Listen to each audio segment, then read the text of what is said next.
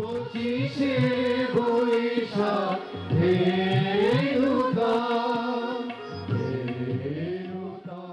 শুধু বাংলাদেশেই নয়, সারা বিশ্বেই তার অনন্য প্রতিভার আলো নিরন্তর উদ্ভাসিত করে চলেছে। তার জীবন দর্শন যেন মিশে আছে প্রতিটি বাঙালির প্রাণে মনে। তিনি আমাদের প্রিয় কবিগুরু রবীন্দ্রনাথ ঠাকুর। তার জন্মের 163 বছর পেরিয়ে গেলেও বাঙালির জীবন ও মানুষে তার উপস্থিতি এখনো দেদীপ্যমান। নানা কর্মসূচির মধ্য দিয়ে আজ এই নোবেল বিজয়ী বাঙালি কবিকে স্মরণ করছে তার অগণিত ভক্তবৃন্দ।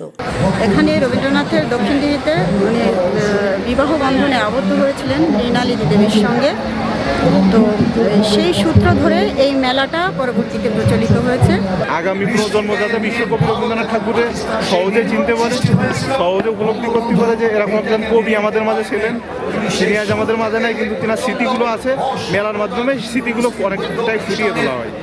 আমি এসে অনেক খুশি, আমার পরিবার নিয়ে এসেছি, অনেক এনজয় করছি, আনন্দ করছি। বিশ্বকবি রবীন্দ্রনাথ ঠাকুরের জন্মবার্ষিকী উদযাপন উপলক্ষে কবিগুরু ও মৃণালিনী দেবীর স্মৃতিধন্য খুলনা ফুলতলা উপজেলার দক্ষিণদিঘি রবীন্দ্র কমপ্লেক্স প্রাঙ্গণে সংস্কৃতি বিষয়ক মন্ত্রণালয় ও জেলা প্রশাসন খুলনার উদ্যোগে 3 দিনব্যাপী অনুষ্ঠান মেলার আয়োজন করা হয়েছে। 1913 সালে নোবেল পুরস্কার জয়ের মধ্য দিয়ে বিশ্বকবি তার অসামান্য প্রতিভায় বাংলা সাহিত্যকে বিশ্ব সাহিত্যের মর্যাদাপূর্ণ আসনে অধিষ্ঠিত করেন। বাংলা সাহিত্যাঙ্গনে এমন কোনো জায়গা নেই যেখানে তার মেধার দীপ্তিময়তা বিচ্ছুরিত হয়নি। বিশ্ব চেতনালোকে অবিনশ্বর সৃজনশীলতায় বাঙালি শক্তির প্রতীক রূপে তিনি প্রতিষ্ঠিত হয়েছেন। কবিগুরু রবীন্দ্রনাথ ঠাকুর ব্যতিক্রম কিছু নন। যদিও আমাদের মনে হতে পারে সোনার চামচ মুখে দিয়ে রবীন্দ্রনাথ ঠাকুর একটি জমিদার পরিবারে জন্মগ্রহণ করেছিলেন, কিন্তু রবীন্দ্রনাথ জানেন তিনি ভৃত্য রাজতন্ত্রের মধ্যে জন্মগ্রহণ করেছিলেন, যিনি মায়ের স্নেহই তেমন করে পাননি। খুলনার দক্ষিণদিঘিতে রবীন্দ্র কমপ্লেক্সে, যেখানে রবীন্দ্রনাথ কয়েকবার এসেছিলেন বৈবাহিক সূত্রে, পারিবারিক সূত্রে, সেটিও রবীন্দ্র স্মৃতি ধন্য।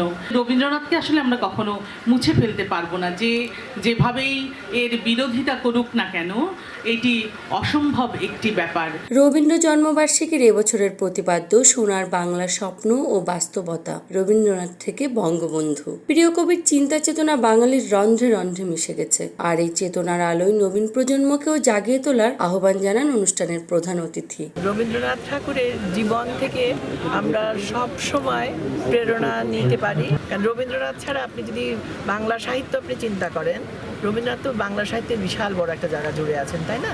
তার চিন্তা চেতনা আমরা সব কিছুই তার সেই বাংলা সাহিত্য, কবিতা, গান সব কিছু থেকেই পাই। জাতীয় সঙ্গীতের সর্বশেষ লাইনটা যদি আমরা চিন্তা করি যে মাতোর বদন খানি মলিন হলে আমি নয়ন জলে ভাসি। হ্যাঁ, তো এই যে আমরা যে মাকে, আমাদের দেশ, তো ওই দেশটা ভালো হোক, দেশটা সুন্দর হোক, এটা এখনও তিনি প্রাসঙ্গিক সেইভাবে। কলকাতার জোড়াসাঁকোর বিখ্যাত ঠাকুর পরিবারে 1268 বঙ্গাব্দের 25শে বৈশাখ, ইংরেজি 1861 সালে তিনি জন্মগ্রহণ করেন। Desk report, voice of tiger.